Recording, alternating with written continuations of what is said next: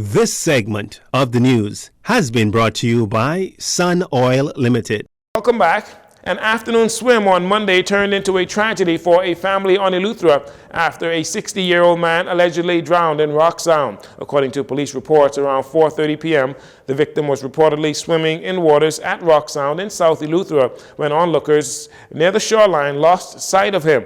Moments later, he was observed floating. The victim was retrieved from the water by the police and later pronounced dead by the local doctor. Police say at present, foul play is not suspected in this matter, although an active investigation continues.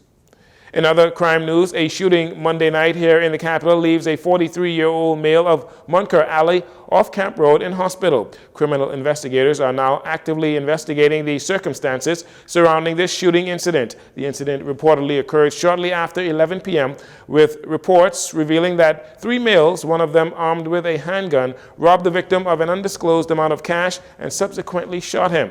He was taken to hospital via private vehicle, where he is detained in stable condition.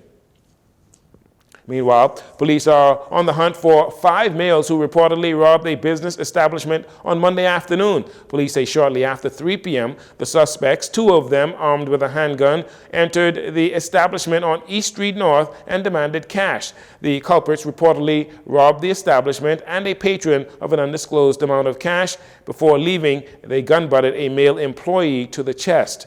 Police are aggressively investigating and appealing to members of the public who may have any information that can assist detectives with their investigations to contact the Criminal Investigations Department, CID, at 502-9991 or 9992, or Crime Stoppers at 328-TIPS. That's 328-8477.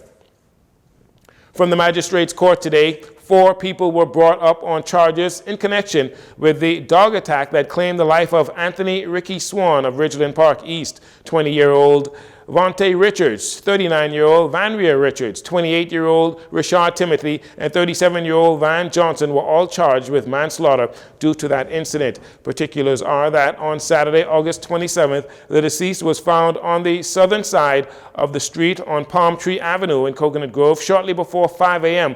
with significant injuries to the lower body, which appeared to be multiple bite marks from that of a dog. According to police reports, the dogs involved in the mauling was a brown potcake, 2 black pit bulls, and a brown pit bull. All parties were alleged to be owners of the dogs. They were not required to enter a plea, as the matter will continue by a voluntary bill of indictment, and they were all remanded to the Bahamas Department of Corrections, where they will have an opportunity to apply for bail at the Supreme Court.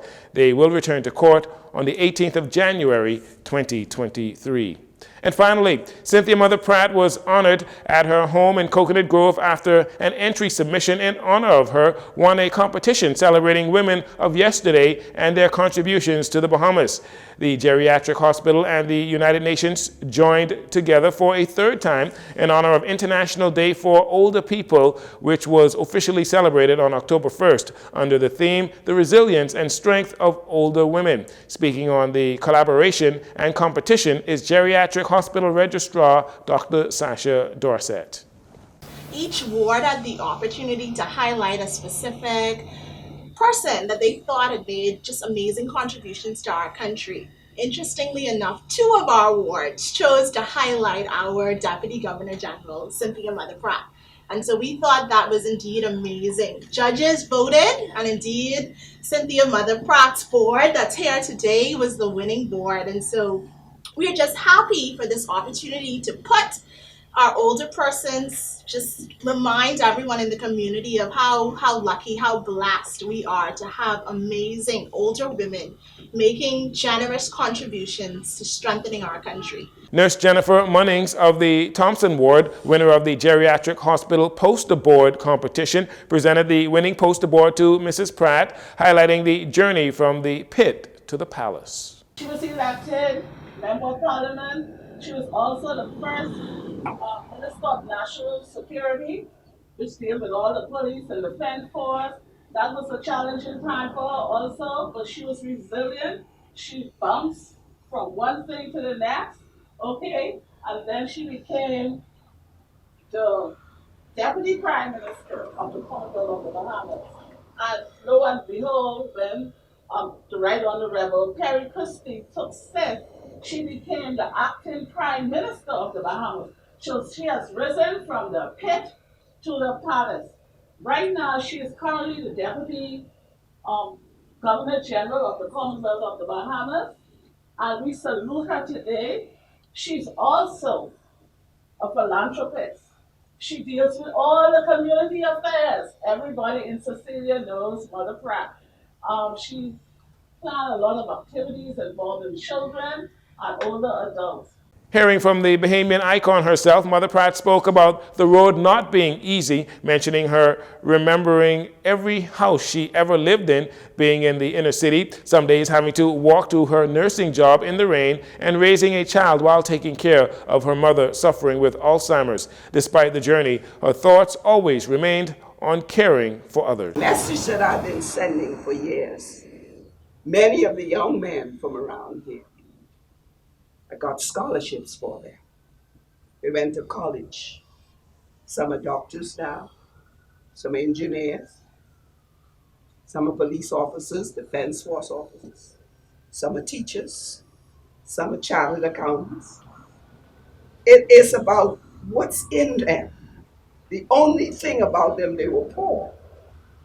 They needed an opportunity. That's all I needed. I needed an opportunity. I was given an opportunity, and I took advantage of that opportunity. And so whenever I hit a stone wall, I look back and see where God has brought me from. I can't stop now. I'm going to press on until I reach my goal. I'm still among the people because I choose to be among the people. It's not because, well, Mother Pratt need to move from there. Why? Why? Mother Pratt and her foundation remains present in the community, and as recent as last month facilitated the donation of 35,000 pairs of footwear to the Ministry of Social Services and Urban Development. And that'll do it for your JCN Evening News. Once again, I'm Jcn News. Thanks so much for joining us. This segment of the news has been brought to you by Sun Oil Limited.